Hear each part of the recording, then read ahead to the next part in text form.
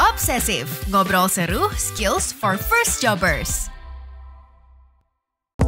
Halo Sobat Medio, spesial di bulan ini, kamu akan diajak untuk mendengarkan special episode kolaborasi Medio by KG Media dan Asia Pacific Media Forum 2022 yang baru aja diselenggarakan di Bali, Nusa Dua Convention Center. Dengan tema EPMF Metamorphosis Thoughts, kita akan mendengarkan pengalaman dan wawasan narasumber EPMF dari berbagai industri untuk bisa menginspirasi kamu to live beyond, make changes, take action, and unlock possibilities. Makanya, biar nggak ketinggalan, jangan lupa untuk follow, nyalakan notifikasi, serta beri rating terbaik kamu untuk podcast Obsesif di Spotify. Pada episode spesial kali ini, Morris Rusmanto, Chief Revenue Officer KG Media, akan berbincang dengan Aloysia Dian Anggraini, CEO Media Dentsu Indonesia. Sepanjang karirnya selama 17 tahun, Aloysia sudah menyelami dunia advertising di berbagai sektor. Bersama Morris Rusmanto, akan membahas mengenai digital advertising di tengah ancaman ekonomi, pesatnya perkembangan strategi marketing, hingga perkembangan podcast ke depannya. Yuk, simak selengkapnya melalui obrolan berikut ini.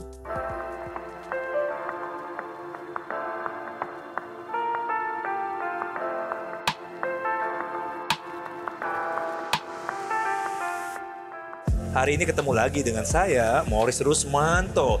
Tamu kita adalah orang paling penting yang di agensi itu adalah istilah semua orang pengen ketemu dia. Mbak Elo, terima kasih ya udah hadir di podcastnya Medio.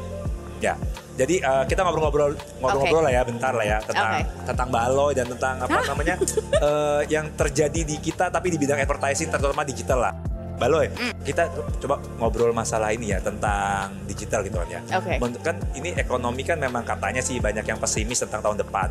Tapi kan digital itu kan tetap tumbuh dan tumbuh, tidak pernah tidak tumbuh gitu ya. Menurut Baloy sendiri sebagai CEO-nya Dentsu Media gitu yang megang klien budget, itu akan seperti apa sih tahun 2023 ya? Seperti biasa kalau kita lagi budgeting tahun depan tuh pasti lebih berat dibanding tahun ini gitu. So far puji Tuhan kita bisa melalui sih dengan ya berdarah-darah jungkir balik, cuma we did it gitu. Tahun depan memang lebih banyak spekulasi karena kayaknya pindah dari pandemi ke endeminya udah kayak confirm gitu. Dan harusnya sih akan lebih aktif lagi ya karena kayak sekarang nih pas mau ke Bali full flights-nya tuh dahsyat. Kalau ada tiket berdiri mungkin ada yang berdiri. Bener, penuh ya, penuh banget. Berarti begini, banyak orang pesimis tentang tahun depan, tentang ya digital juga mungkin siapa tahu terhambat atau apa pertumbuhannya nggak bakal bagus. Tapi kalau kita lihat terjadi sekarang, itu ternyata enggak kok ya kan ya. Iya, orang traveling dan penuh gitu lebih tinggi lagi karena ini kayak balas dendam 2,5 tahun di rumah kan. Gitu mau waktu itu kan digital kita jadinya cepet banget pertumbuhannya karena ada kita di rumah terus. Yes. Cuma sekarang kita udah beradaptasi dengan yang digital yang di rumah terus. Sekarang dibawa keluar rumah. Jadi intinya kita harus optimis ya. Tahun depan itu berarti kita kalau lihat keadaan sekarang apa yang terjadi itu pasti kita tetap growth dan tidak ada namanya resesi. Perlambatan ekonomi di mana monggo, tapi kalau di digital harusnya growth. Betul, dan Indonesia tuh kayaknya negara kita itu kece-nya adalah kayak getting gravity gitu loh. Resesi Indonesia tuh bisa survive. Makanya juga Jokowi kan juga dapat komentar seperti itu kan yang terakhir ini Indonesia tuh bisa melalui gini kayak sebenarnya bukan verbatim ya. Sebenarnya kayak kenapa sih? Maksudnya pandemi sedunia. Kita melalui itu sebenarnya dengan cukup elegan gitu loh. Kalau kata gue. Iya, Indonesia itu kalau orang bilang selalu in the middle. Iya. Kalau kita optimis banget ya akhirnya tidak segitu juga. Tapi kalau pesimis banget dia selalu melewati pesimis. Itu Indonesia. Orang Jawa banget. Orang Jawa banget. Untungnya. Ya, tapi ada satu pertanyaan yang penting nih. Untuk tahun depan untuk strategi marketing sebagai yang megang media yang spending budget segala macam ya, biar spendingnya klien itu untuk lebih baik di spend. Jadi apa nih yang buat Mbak Alo itu mau spend di media-media dan strateginya seperti apa gitu kan supaya tahun depan itu ada manfaatnya lah dari budget-budget dari klien yang di spend itu. Sebenarnya sih kayak kita kalau mau ngomong sama orang kan kita pilih dulu tuh. Kalau gue ngomongnya sama Morris, ternyata nama Jawa nggak bisa bahasa Jawa, aku pakai bahasa Indonesia. Cuma kalau soal Prakas gue akan pakai bahasa Inggris. ke media pun juga gitu. Kita benar-benar cari yang cocok gitu. Jadi benar-benar memastikan yang kita tuh mau ngomong dengan orang yang benar dan orang itu mau mendengarkan. Sebenarnya kayak gitu. Jadi misalnya nih kita kan harus ada hygiene yang dipenuhi dulu tuh. Akhirnya bisa pakai semuanya. Sebenarnya sih lebih itu memastikan kalau pas jualan pun juga relevan dengan lagi ngomongin ini apa nih. Kalau Bapak ngomongin ini lagi sama klien yang need gitu, mungkin semuanya tentang kayak PII, ada data segala macam, barusan ngobrol kan pasti bos-bosnya sama bosnya gitu kan ya.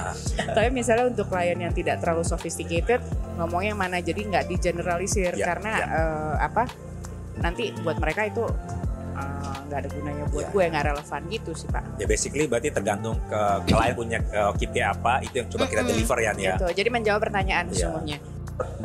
Kalau ngelihat kita ngomong sedikit masuk ke pribadi gitu ya, lebih stres nggak sih kerjanya sekarang di agensi dibanding dulu?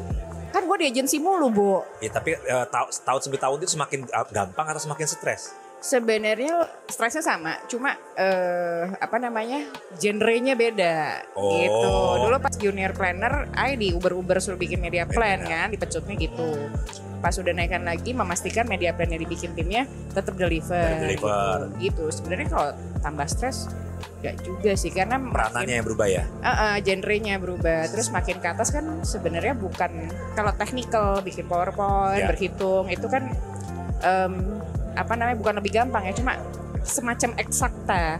Tapi begitu udah makin tinggi kan sebenarnya yang berhadapan dan agak susah itu berhadapan dengan manusianya gitu. Karena laboratorium kita adalah masyarakat kan Pak. Gitu. Itu yang rada kagak ada blueprintnya. Ada blueprintnya ya. Gitu. Oke, maybe one last question.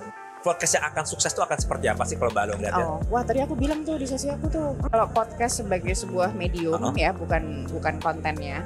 Kalau sebuah medium, kalau menurut aku sih memang akan bisa bisa play lebih banyak role lagi gitu. Karena kan lo bisa campaign-nya bisa programatik. Karena aku barusan ngomongin programatik Bu. Gitu. Itu akan play important roles gitu, dan mungkin harus disikapi juga gitu dari podcasternya atau podcast agregator seperti Anda gitu ya Pak. Itu biar bisa masuknya tuh kayak gimana, lo genre mau gimana. Tapi kalau untuk konten gue nggak punya kapasiti untuk menjawab itu sih, karena anaknya kan bottom right gitu tuh lihatnya. Ya tergantung nanti audiensnya seperti apa ya, mau di-deliver apa ya.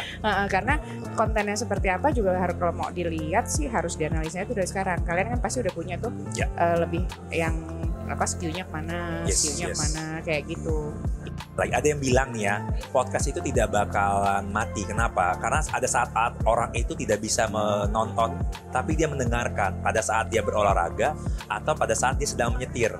Nah, di situ adalah podcast akan terus tetap ada. Segede apa atau sekecil apa, ya kita tunggu. Tapi tadi ya diferensiasi podcast nanti kan juga larinya ke video. Sepakat ya, berarti podcast masih room to grow, masih gede ya Mbak? Alhamdulillah masih bisa jalan. Oke Mbak Lo, terima kasih untuk waktunya. Wow, what a great insight!